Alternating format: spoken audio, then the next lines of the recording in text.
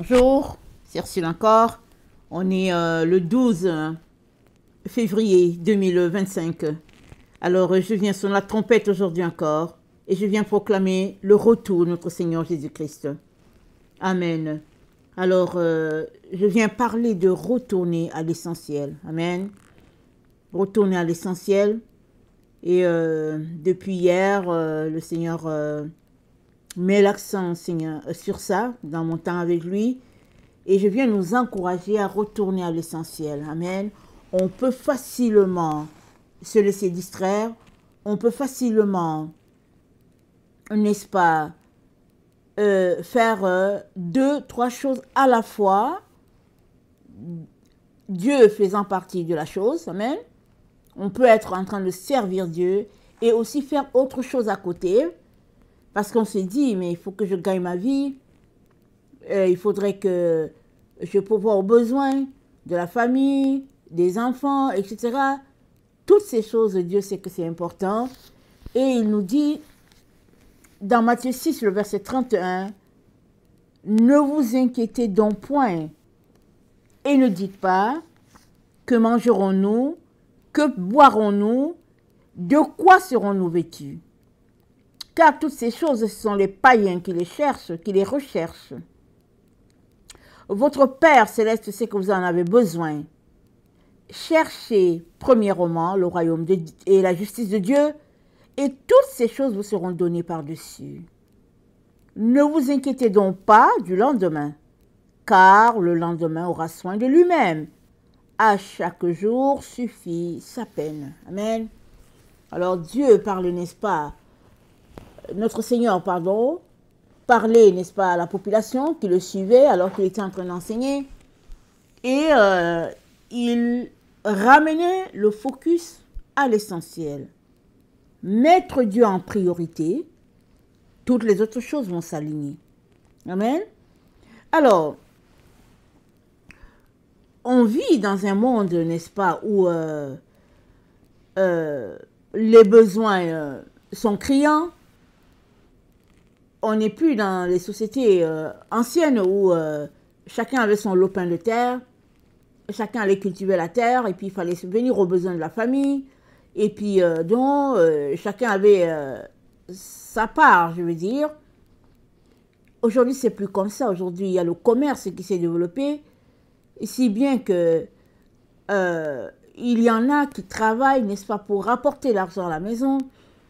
Il y en a qui vivent pour accumuler toutes sortes de raisons. Et Dieu n'a jamais cessé de dire, cherchez en premier le royaume, la justice de Dieu. Ça, c'est la priorité de toutes les priorités. Peu importe tout ce que tu peux donner comme raison, Dieu nous appelle, pardon, à le mettre en priorité. Alors, c'est quoi le royaume de Dieu? Amen. C'est quoi le royaume de Dieu? En pensant au royaume de Dieu, on peut lever les yeux vers le haut en disant que le royaume des cieux, c'est le ciel. Parce que, on croit que Dieu est là-bas en haut et puis on ne voit pas ici, donc c'est le ciel. Et on pourrait, n'est-ce pas, imaginer toutes sortes de choses concernant le royaume de Dieu. Jésus-Christ a répondu à cette question, il a dit, le royaume des cieux est en vous. Le royaume des cieux est en toi, le royaume des cieux est en moi. Amen. Alors, ce qui nous amène à nous arrêter pour dire, mais au fait, qu'est-ce que Jésus-Christ veut dire? Amen. Le royaume des cieux, il est vaste, il est grandiose. Comment est-ce qu'il peut être en toi? Comment est-ce qu'il peut être en moi? Et on pourrait se mettre, n'est-ce pas, dans toutes sortes d'explications. Mais si on revenait à la pensée de Jésus-Christ, amen, Jésus-Christ était en train de dire de laisser Dieu prendre place en nous et toute la place. de laisser Dieu faire sa demeure en nous et complètement, à 100%. C'est ça que Jésus-Christ est en train de dire. Alors, dans le psaume 37, le verset 27, je lis dans la version de Taube, le psaume 37, le verset 27 dit « Évite le mal, agis bien, tu auras toujours une demeure, car le Seigneur aime le droit, il n'abandonne pas ses fidèles. » Alors, tu auras une demeure. Mais la demeure, c'est quoi? On peut tout de suite penser à la maison de la terre. On peut penser à nos quatre murs. Mais ici, le psalmiste est en train de dire tu auras une demeure, c'est-à-dire quitte le chemin du mal. Amen. Donne ta vie, n'est-ce pas, à Jésus-Christ, et Jésus-Christ sera ta demeure. Amen. Il va venir, il va demeurer en toi. Parce qu'il dit quoi? Celui en qui je demeure porte beaucoup de fruits. Il dit demeurez en moi. C'est-à-dire, accrochez-vous dans ma parole, à mes principes. Soyez, n'est-ce pas, de connivence avec Dieu dans tout ce que vous faites.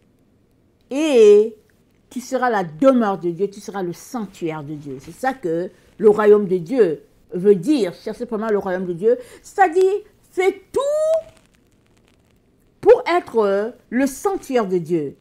C'est-à-dire, quitte la voie sur laquelle tu es maintenant, donne, n'est-ce pas, ta vie à Dieu et ôte de toi toutes ces choses, n'est-ce pas, qui entravent la présence de Dieu en toi, et puis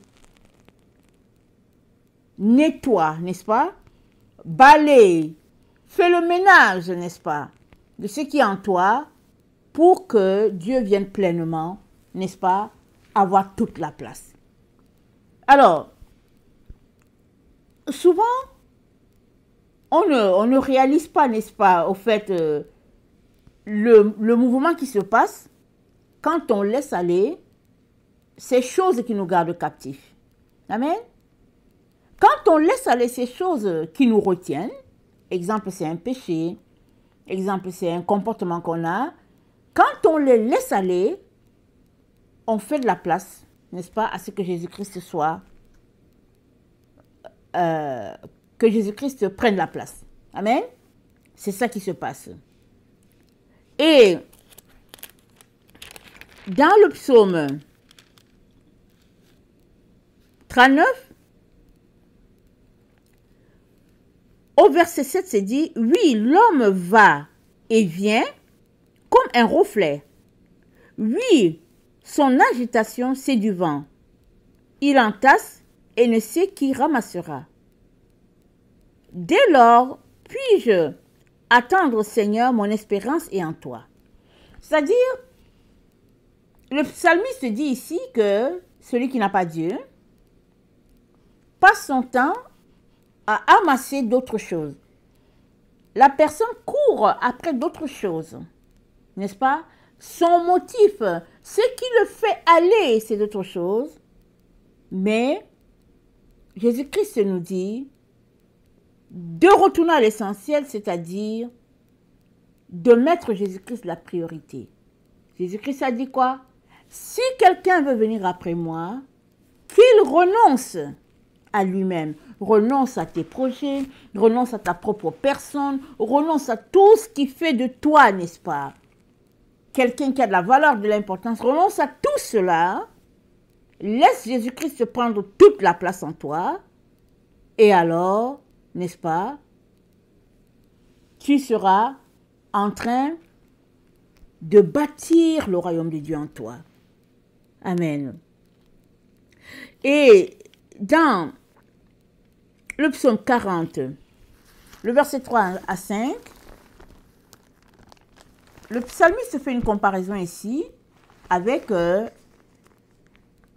quelqu'un qui n'a pas Dieu. Psaume 40, 3 à 5, ça dit « Il m'a retiré de la fosse de destruction, du fond de la boue. et il a dressé mes pieds sur le roc.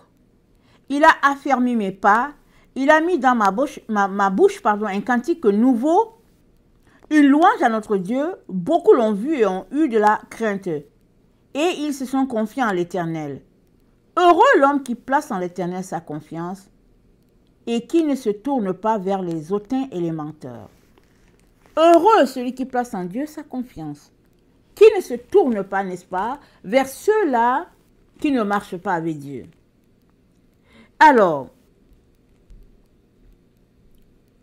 l'Éternel donc, excusez-moi, au psaume 39, n'est-ce pas, dans l'autre version, parce que j'ai lu la version top, dans la version du Louis II, c'est dit, oui, l'homme se promène comme une ombre, il s'agite vainement, il amasse et il ne sait qui recueillera. Maintenant, Seigneur, que puis-je espérer? En toi est mon espérance. Délivre-moi de toutes mes transgressions.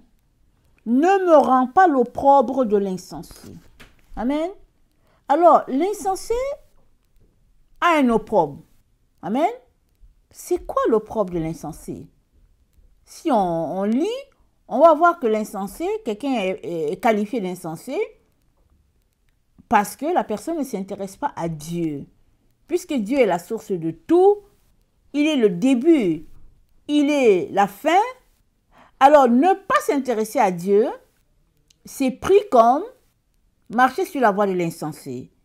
Et ce qui caractérise, n'est-ce pas, l'insensé, c'est la manifestation de ses pensées. Amen. Une personne qui a des pensées pour elle-même, loin des pensées de Dieu, est appelée une personne insensée pour la simple raison que ses projets ne sont pas de Dieu, elle ne connaît pas ce que Dieu fait et même si les choses fonctionnent, amen, à la fin, il y aura une fin, n'est-ce pas? Parce qu'il y a un début et il y a une fin à toute chose. À la fin, cette personne va se retrouver encore nez à nez avec son Créateur. Parce que, veut pas, on va rencontrer celui qui nous a créés. Qu'on croit en lui ou qu'on ne croit pas en lui, qu'on l'accepte ou qu'on ne l'accepte pas, un jour vient où on va rendre compte de nos actions sur cette terre. Alors, marchant sur la terre, ne pas considérer, n'est-ce pas, les voies de Dieu ou bien les conseils de Dieu, c'est être pris pour un insensé. Et l'insensé, n'est-ce pas, se caractérise par ses pensées qui opposent carrément Dieu. Amen. Et le Seigneur nous encourage à changer nos pensées, à les amener captives à l'obéissance de la croix. On va aller dans 2 Corinthiens 10. Dans 2 Corinthiens 10.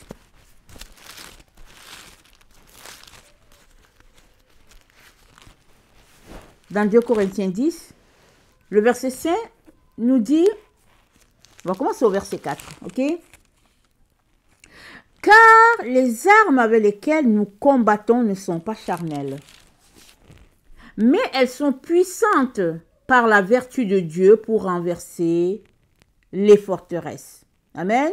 Ici, les forteresses, les prisons, nos forteresses, nos prisons, n'est-ce pas, nos échecs, nos faiblesses, n'est-ce pas? Les armes, n'est-ce pas, de Dieu sont puissantes, elles vont renverser toutes ces choses-là. Il n'y a rien qui tient devant la parole de Dieu. La parole de Dieu est la seule autorité et l'autorité finale, n'est-ce pas, qui renverse tout ce qui n'est pas de Dieu. Amen. Et c'est dit, nous renversons les raisonnements et toute hauteur qui s'élève contre la connaissance de Dieu et nous amenons toute pensée captive à l'obéissance de Christ. Toute pensée, n'est-ce pas, est amenée captive devant Jésus-Christ. Tôt ou tard, ta pensée, si elle n'est pas de Dieu, elle sera tout simplement, n'est-ce pas, annulée. Elle n'aura aucun effet devant Dieu. tout ce que tu fais, tout ce que tu produis, quand bien même tu seras élevé devant les hommes, tu seras pris comme quelqu'un de grand, et puis d'intelligent, de brillant, de riche, peu importe tout ce que tu fais, un jour, ça sera confronté à la parole de Dieu et ça sera amené captif, n'est-ce pas? Ça n'aura aucun effet devant la parole si tu n'as pas marché sur la parole de Dieu. Voilà pourquoi Dieu dit en priorité, occupez-vous du royaume de Dieu. C'est-à-dire, en priorité, occupe-toi de la parole que Dieu a déclarée, n'est-ce pas, sur ta vie. Et il a dit quoi? Il t'a sauvé. Il dit, il t'a sauvé par grâce. Nous ne méritons pas, n'est-ce pas, le salut. Il n'y a personne qui le mérite. La grâce de Dieu a été manifestée et Dieu nous l'a accordée en nous donnant son Fils qui est venu mourir pour nous, n'est-ce pas? Pour que cet échange soit possible. Jésus-Christ a pris notre mort et il nous a donné sa vie. Et ça, c'est pour tout le monde. Amen. Maintenant, il ne force personne. À toi de venir à lui pour dire, Seigneur, mes pensées que je croyais productives, excusez-moi, que je pensais des bonnes pensées et tout, Seigneur, je les laisse de côté pour les tiennes. Amen. Et la tienne, c'est quoi? Je décide d'être ton enfant.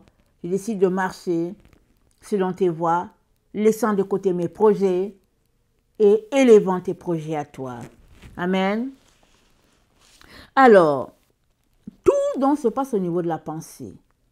C'est au niveau de la pensée que tu deviens un enfant de Dieu. Tu ouvres ta bouche en deuxième. Tu invites Jésus-Christ à venir en toi. Et après, tu invites le Saint-Esprit à te transformer. Amen. Et tu décides de laisser de côté toutes ces choses-là, que tu juges importantes, mais qui sont là, qui grugent et ton temps, et ton énergie, et ta marche avec le Seigneur. Tu décides de les laisser de côté. C'est cela, renoncer à soi. C'est ça qui est renoncer. Amen. Alors, dans Hébreux 3, le verset 1 à 2, nous sommes renseignés, nous sommes informés que c'est pourquoi, frères, qui avaient part à la vocation céleste, considérez l'apôtre et le souverain sacrificateur de la foi que nous professons. Jésus qui a été fidèle à celui qui l'a établi comme le fut Moïse dans toute sa maison. Jésus a été établi, amen, par Dieu. Amen. Dieu a établi Jésus-Christ. Il n'y a personne d'autre qui peut contourner cela, qui peut dire quelque chose à ce qui a été dit. Amen. Alors, dans Colossiens, on connaît ce passage, dans Colossiens 1, nous sommes informés, attendez, je vais lire le passage de Colossiens 1.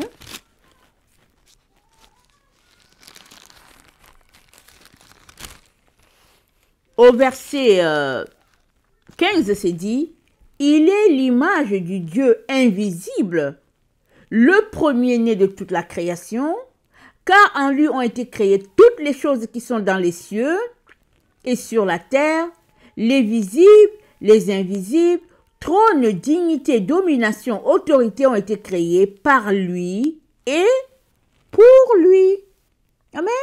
Dieu a créé tout pour Jésus. Ça a été créé par lui et puis c'est pour Jésus. Amen. Et il est avant toute chose subsiste en lui. Il est la tête du corps de l'Église. Il est le commencement, le premier-né d'entre les morts, afin d'être en tout le premier. Donc, vraiment, tout a été établi en Jésus. Voilà pourquoi l'auteur aux Hébreux nous dit, Jésus a été établi. Donc, tout ce que tu fais sur cette terre, si ça n'a pas le cachet de Christ, tu le fais en vain. Parce qu'à la fin, tu finiras tes jours et tu le rencontreras et tout sera vain. Amen. Tout sera vain si tu n'as pas marché ou travaillé dans le but de bâtir ta relation avec le Seigneur. Voilà pourquoi Dieu nous dit, à quoi cela sert-il à l'humain de gagner le monde entier si son âme était perdue? À quoi cela sert? Du moment, ça peut te servir parce que tu as l'impression d'avancer quelque part, tu as l'impression d'accumuler des choses, tu as l'impression d'être respecté et puis de réussir, de faire quelque chose de bon de ta vie. Tu as vraiment cette impression. Tout cela, ce n'est que de l'illusion, ce n'est que de la distraction, ce n'est que la perte de temps parce que à la fin, tout et en tout est réuni en Jésus-Christ et puis tout sera jugé, n'est-ce pas, en fonction de ce qui a été établi par Dieu le Père. Et ce qui a été établi, c'est que tu aimeras le Seigneur ton Dieu de tout ton cœur, de toute ton âme, de toute ta pensée, de toute ta force. Et tu aimeras ton prochain comme toi-même.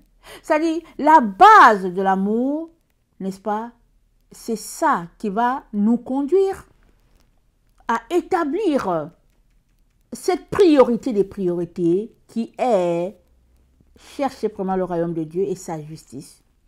Et toutes ces autres choses que nous cherchons seront ajoutées.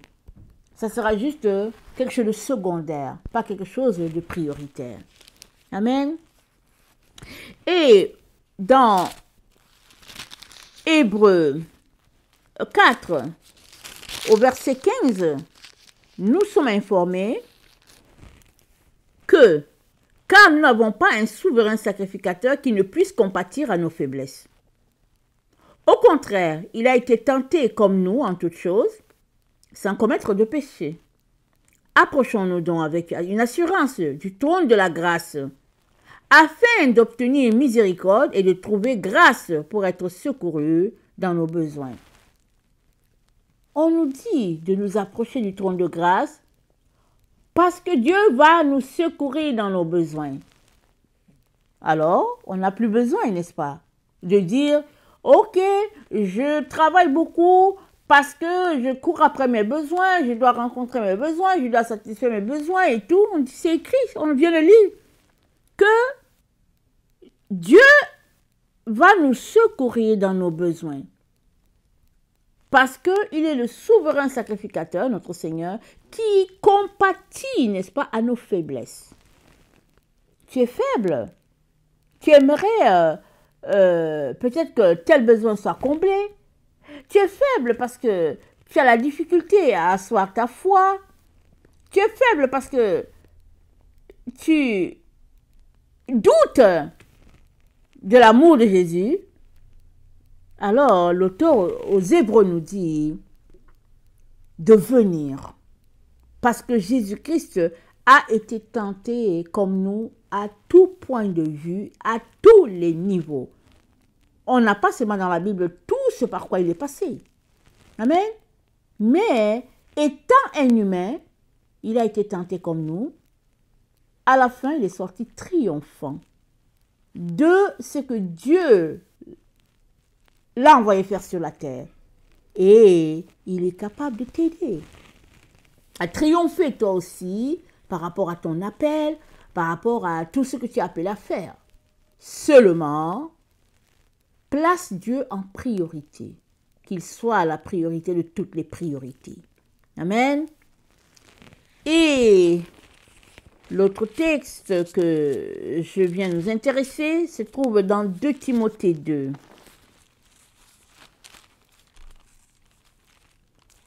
2 Timothée 2, le verset 11, ça dit, « Cette parole est certaine. Si nous sommes morts avec lui, nous vivrons aussi avec lui. Si nous persévérons, nous régnerons aussi avec lui. Si nous le régnons, lui aussi nous réunira. Si nous sommes infidèles, il demeure fidèle car il ne peut se renier lui-même. Amen. Jésus demeure fidèle en toutes choses. Et il nous a garanti la vie. Amen. Il a dit, si quelqu'un croit en moi, il vivra. Quand bien même la mort physique l'emporte, il vivra dans l'éternité. Amen. Comme à la croix, Jésus-Christ a dit au brigand qui lui a dit, Seigneur, souviens-toi de moi quand tu seras dans ta gloire. Jésus-Christ lui a dit, aujourd'hui même tu seras au paradis avec moi. Alors les gens qui ne comprennent pas peuvent dire, mais de quoi il parle? Amen. Mais Jésus-Christ est en train de lui dire que, quand tu vas être déclaré mort sur cette terre, sur cette croix, en fait, tu ne seras pas mort. Tu seras vivant plus que jamais dans la gloire de Dieu, parce que là, à la croix, il a reconnu ses faiblesses, ses péchés, et il a dit, Seigneur, souviens-toi de moi. Amen. Parce qu'il était là, il savait qu'il n'y avait rien à faire, il n'y avait pas quelque chose à faire pour lui d'autre que de demander pardon. Parce qu'il a cru, n'est-ce pas? Ils étaient à trois, il y a l'un qui a insulté Jésus. Amen. Et il y a l'autre qui l'a honoré. Amen. C'est comme ça, la vie. Il y en a qui vont se mettre là et vont carrément le régner. Il y a d'autres qui vont dire, non, non, c'est mon sauveur. Ils vont l'accepter. Et Jésus-Christ aimerait que tu sois du côté de ceux-là qui l'acceptent pleinement. Amen. Et alors que tu l'as fait, Jésus-Christ aimerait t'amener plus loin. Il te dit de le mettre la priorité des priorités. Il te dit de faire de toutes les autres choses quelque chose de secondaire, afin que tu puisses, n'est-ce pas, bien être ancré en Dieu et ne pas te détourner de l'espérance, n'est-ce pas, qui est là en Christ, parce que on vit dans un monde en plein combat et les distractions sont partout et la séduction, vraiment, elle est à tous les niveaux. Et Jésus-Christ a dit, prenez garde, afin que personne ne vous séduise. Parce que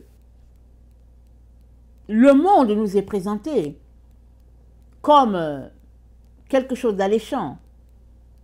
Alors si, du moins, tu fais partie de ceux-là qui disent que non, non, non, Jésus-Christ c'est ta vie, alors une autre facette t'est présentée, c'est qu'il t'est présenté que tu peux aimer Jésus-Christ et aussi aimer les autres choses.